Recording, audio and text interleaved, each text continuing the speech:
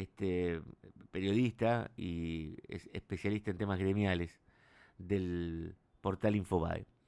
Ricardo Mariano Pérez de Ulate, ¿cómo te va? ¿Cómo estás, Mariano? Un gusto saludarte. Gracias por estos minutos que te vamos a robar, muy amable, ¿no? Ah, por favor. Bueno, te quería molestar por dos cosas puntualmente. La anécdota es que ayer en el Congreso se trató el tema de una prórroga que pidió el juez Víctor Pesino sobre su titularidad como juez.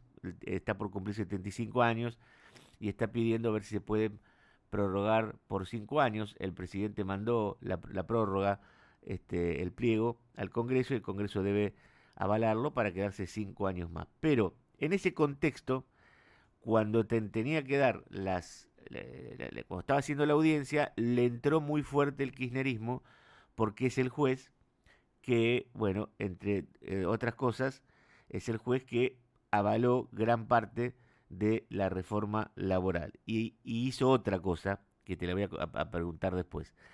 Pero en principio, quería preguntarte cómo está el clima en los gremios con esto de que la reforma ya se está aplicando, algunas cosas de la reforma ya se están aplicando, digamos, porque el gobierno lo vive como un triunfo, claramente esto. ¿Lo vive como una derrota el mundo gremial? Obviamente que sí, hay mucha preocupación porque además te están dando cuenta que, por supuesto, la estrategia judicial de la CGT hasta ahora no fue exitosa, y obviamente el gobierno está por sentado que la ley de modernización laboral está vigente en su plenitud, y hay artículos que se están cumpliendo a rajatabla. Entonces, hay mucha preocupación porque lo que entienden es que va a haber incluso una escalada por parte del gobierno, en lo que la CGT entiende que es una provocación o una intención del gobierno de afectar a todo el modelo sindical argentino, ¿no? Con una serie de artículos que incluye la reforma laboral. ¿Hay capacidad, porque eso lo va a determinar decidiendo la Corte, ¿no? La última palabra la va a terminar diciendo la Corte. Exacto, sí, Lo que no sí, sí. veo es capacidad de lobby de la CGT sobre la Corte. Es una Corte muy, muy cerrada, me parece, para ellos, ¿no? No tiene la llegada de otra época, es cierto, pero bueno, hay lazos, no te olvides que hay dirigentes sindicales que, bueno, Lorenzetti fue abogado de la UOM hace Claro. muchísimos años, por supuesto.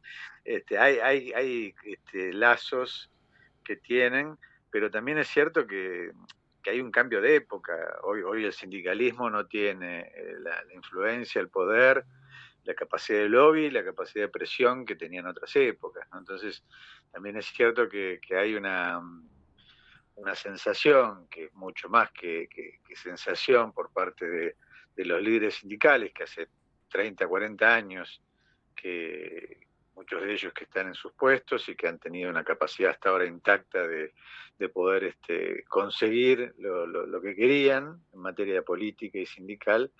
Hay como te decía, una sensación, o más que eso, de que realmente hay un cambio muy fuerte, ¿no? Que no pasa solamente por una ley, ¿no? Tiene que ver con una crisis de representatividad, con una pérdida de poder concreto, y con un cambio también que se produce en los propios trabajadores, ¿no? Donde, por supuesto, la mirada que hay, la percepción que tienen respecto de organizaciones como los sindicatos no es la que tienen antes, más allá de que se entiende que pueden defender sus derechos en muchas situaciones, pero es cierto que, como la mirada crítica que hay en general de todas las sociedades, no solamente la Argentina, sobre las instituciones, ¿no? Entonces, Claro. hay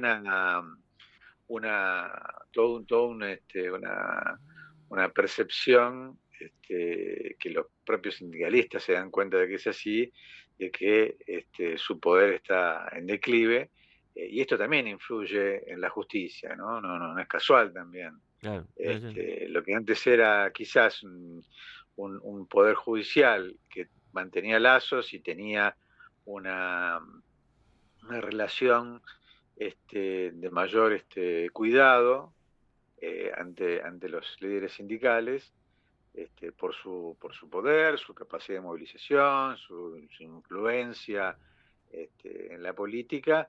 Hoy se dan cuenta que no es así. Así que yo creo que hay como todo un combo de factores que influyen para que realmente el sindicalismo esté, como lo veo hoy, muy desorientado, y sin capacidad concreta de poder revertir algunas medidas que está tomando el gobierno. Claro.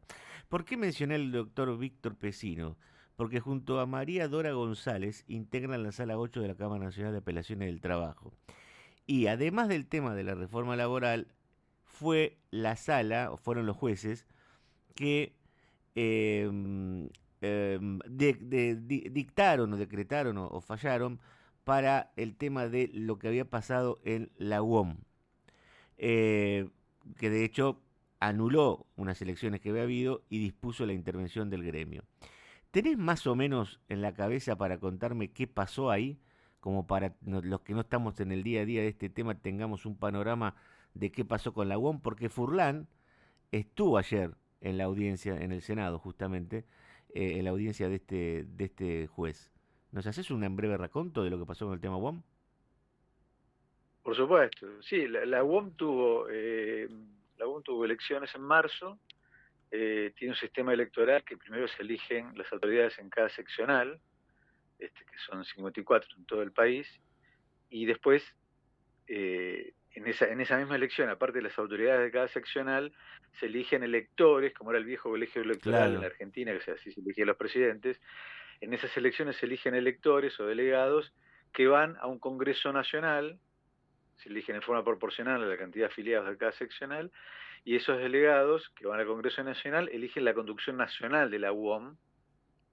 Esto fue el 18 de marzo que se hizo Congreso Nacional. Bueno, el tema es que por primera vez en 30 años el excepcional Zárate Campana, que lidera Abel Furlan, también titular a nivel nacional desde 2022, por primera vez en 30 años hubo una lista opositora.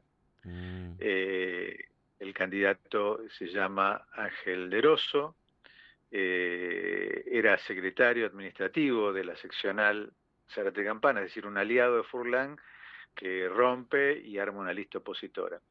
El tema es que empezó a tener cierto predicamento interno, a la luz también de algunos problemas que tuvo Furlan en la gestión, problemas para conseguir aumentos de salario, bueno, hubo una serie de situaciones que también lo pusieron en la mira a Furlan en sus propios pagos, digamos, en su propio feudo claro. sindical.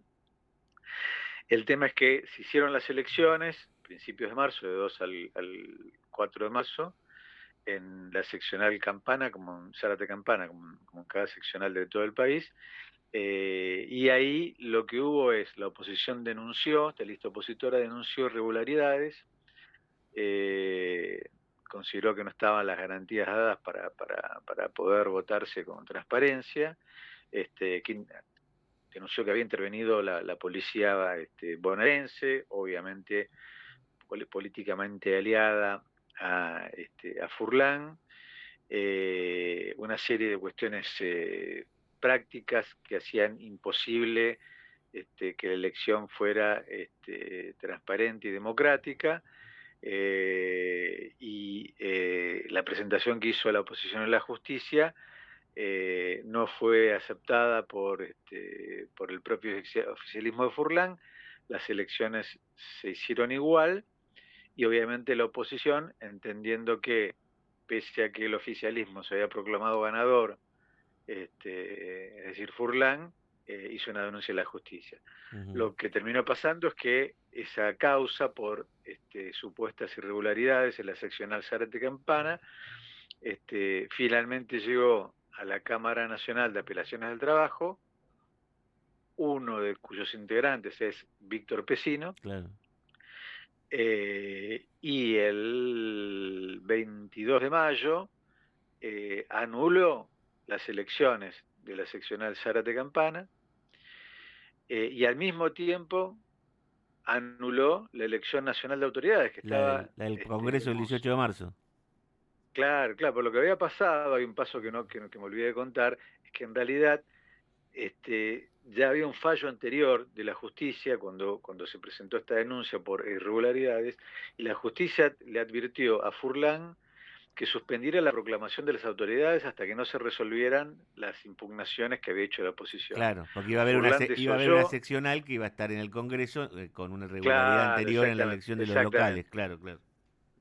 exactamente. Furlan desoyó este fallo de la justicia, hizo igual la elección nacional, se proclamó ganador en Zárate Campana, validó sus delegados para el Congreso Claro. Nacional, el Congreso Nacional lo reeligió a él como titular de la UOM por otros 4 años a nivel nacional, pese a que había un fallo judicial que le ordenaba no hacer ese Congreso. Claro. En ese contexto es lo que te decía que el 22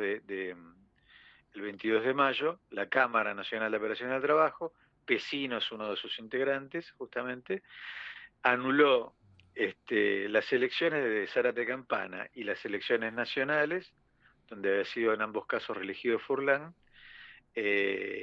lo desplazó a Furlan y nombró un interventor para administrar el sindicato con la idea de el objetivo de convocar a nuevas elecciones en forma transparente. Claro.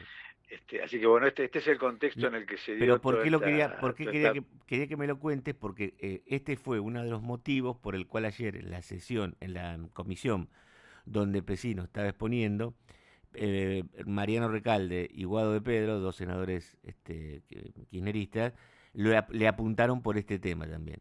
Lo mataron bastante. Entonces yo quería que vos me lo contextualices como para entender cuál era el problema de la intervención de la UOM. Furlan sigue siendo ligado al kirchnerismo, ¿no? Sigue estando ligado al kirchnerismo. Sí. Furlan es lo que se considera un sindicalista kirchnerista, con muchos vínculos con la cámpora.